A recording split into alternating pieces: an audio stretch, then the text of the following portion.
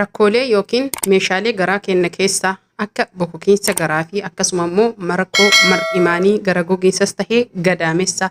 Assalaamu alaykum warahmatullaahi wabarakaatu. Ashama harka fuuni Oromoo koo guutu dirra jirtu amantiif kutaan osoo waliin qoodin. Har'a kan itti argitan kun kan mana qorichaa irraa yookiin qorsa mana aadaa irraa yookiin isa attaarraa yeroo hedduu isin barsiisee kan qabadee dhufee fi akkasuma mootuyyuu qodan naqadhee faayidaa fi bu'aalee isaa akkamitti akka fayyadamnu kan wal wajjin haasofnudha.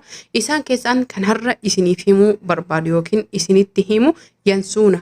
Yansuunni faayidaan inni qabu faayidaa guddaa kana jedhamee himamee dhumachuu hin qabnee fi isaan keessaa tokko rakkoolee nama keenyaa irratti kan isinitti himudha.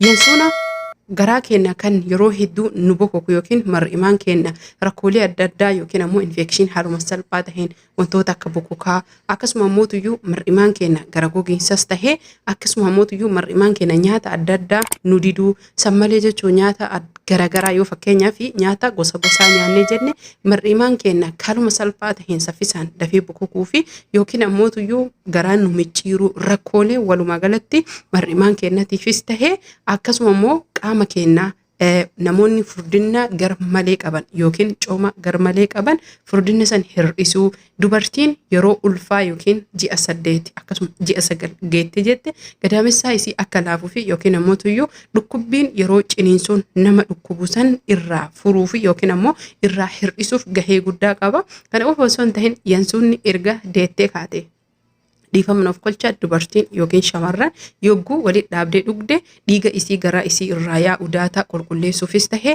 akkasuma ammootuyyuu jabina gadaamessaa isii yookiin ammootuyyuu hormaanni bakka yeroo ulfas tahee yeroo dahan bakka sanii waan socho'uuf jecha immoo ni deebi'a ni socho'a malee kun hojii rabbiiti ni deebi'a achitti akka jabaatu yookiin ammootuyyuu akka bakka isaa ragga'ee qabatu hedduu kan gargaaruu fi bu'aa hedduu kan qabudha. Isa kana dubartiin fayyadaman yookiin shamarran fayyadaman hedduun isaanii dhibbarraa dhibbatti ni beekanii. Kana qofa osoo hin tahin yansuunni faayidaan inni qabu guddaan jechuudha. Rifeensa keenya kan yeroo hedduu ciccitu akka hin ciccennee fi yookiin ammootuyyuu rakkoolee adda addaa kan nurraa ittisu. Kana qofa osoo hin tahin yansuunni faayidaan isaa yookiin bu'aan isaa akka rifeensi keenya yookiin ammootuyyuu yeroo hedduu namoonni hedduun rifeensi isaanii hedduu kan fuuran yookiin ammoo dafqa adda addaa kan yaasan hurka adda addaa akka inni sunis saffisaan irraa hir'atuu fi immoo inni sun furfuriin nama akka saaxilu namoonni keessan ni beeytani. Isa sammootuyyuu akka nurraa hir'isee akkasuma ammootuyyuu dafqi yookiin ammootuyyuu furfuriin nurraa hir'atu nu gargaara. Hedduudha faayidaan isaa garuu akkaataan fayyadama isaa karama tokkoon jechuudha. Yansuuna maankaa tokko fuunee irraa dhiqnee yookiin ammootuyyuu burcuqqoo yookiin kubbaayyaa tokkotti nayna akkasuma ammootuyyuu bishaan danfifannee qopheeffannee lafa kaayan. Hordoftoota fi kabajamtoota kiyyaa maankaa xiqqaa sukkaaraa yoo tahe maankaa 2 maankaa guddaa yoo tahe ammootuyyuu maankaa 1 jechuudha. Booddee sanii bishaan danfaa itti naynee qadaannee daqiiqaa 10 kenne akkuma shaayii jala dhimbiibnee dhuguu ni dandeenya. Kana qofa osoo hin tahin haala salphaa taheen bishaan qorrattis goonee maankaa 1 maankaa xiqqaa ta'e maankaa 2 akkuma shaayii danfisnutti daqiiqaa 2 ibidda irratti yoo inni danfee 2-3 inni gargalee jedhe jala dhaamsinee dhimbiibnee dhugus ni dandeenya. Xiqqoo haga inni tasgabbaa'u yookiin ammoo hafuura baafatus dhiisnee ergasii dhimbiibnee dhuguu ni dandeenya. Akkaataa dhugiinsa isaa namoonni fakkeenyaa fi borcii hir'isuu barbaadan nyaata 3 boodayyuu jechuudha.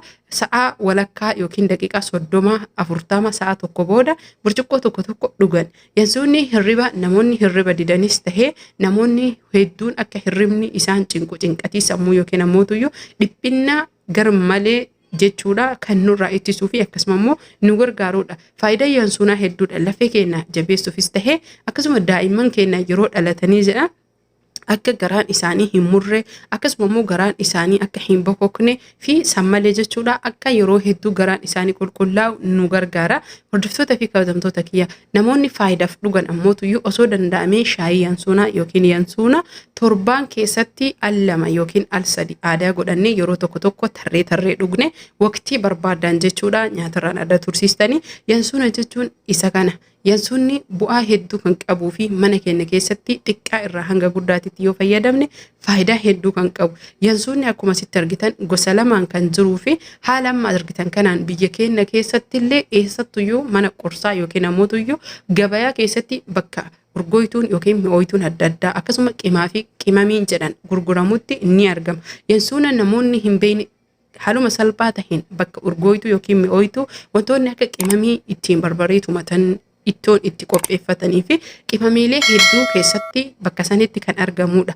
Maqaa isaa yansuuna jettan. Yansuuna afaaninis yoo wallaaltan suuraa isaa kana namoonni argitanii jettan gabaa hodhaytan bitachuu ni dandeettan. Yansuunni akka bakkaatii fi jijjiirama qilleensaatiin garaagarummaa qaba. Yansuunni kan asitti argitan kana osoo hin tahin bifa abaaboo yookiin ammoo bifa asitti argitan kanaanillee ni jira. Kunis yansuuna baay'ee barbaachisaa bareedaa tahee fi fayyaa keenyaafillee hedduu ooluu ta'e. Faayidaan isaa tokko osoo tahuu garuu akkaataan isaatii fi uumamni isaa garaagarummaa guddaa qaba. Tokko akka abaaboo jira. Kun ammoo akkuma reef isinitti argisiise akka shamaraa akkasuma gosa akka garbuu fi haayisaatti kan dhiyaatudha. Kana jechuun akka garbuu fi haayisaa jedhu hanga garbuu fi haayisaa guddataa osoo hin tahin xixiqqeenni firii isaa waan talbaa gadii yookiin nuugii gadiiti. Kun ammoo akka nuugii yookiin suufii jira. Kana jechuun muka firii keessaa haa qabaatu malee muka qaba jechuudha. Kun kana jechuudha. Kanaaf hordoftoota fi kabajamtoota kiyya namoonni hundi fayyaa keessaniif osoo yansuuna fayyadamtanii dhiibbaa dhiigaa yookiin dhukkuba sukkaaraatis haaluma salphaa taheen to'achuuf yookiin ammoo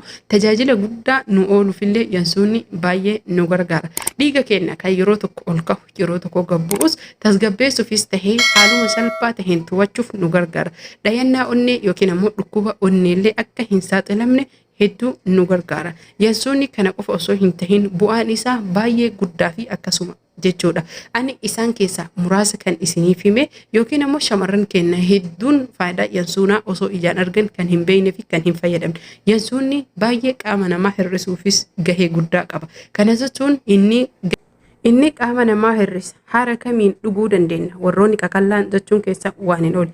Akka faayidatii fi akka fayyaatitti torban keessatti al lama qofa burcuqqoo tokko fayyadamtan. Namoonni qaama hir'isuu barbaadan ammootuyyuu isaa fi shamara walitti dabaluun yookiin qarafaa walitti dabaluun torban keessatti guyyaa 2-3 osoo hin tahin nyaata booda sa'a tokko dhuguu qaban. Hirriba durallee jechuudha. Kanaaf horaa bulaa Oromoo koo guutuu warri maatii koon taane maatii koo taha laayik godhaa viidiyoo koo nagahatti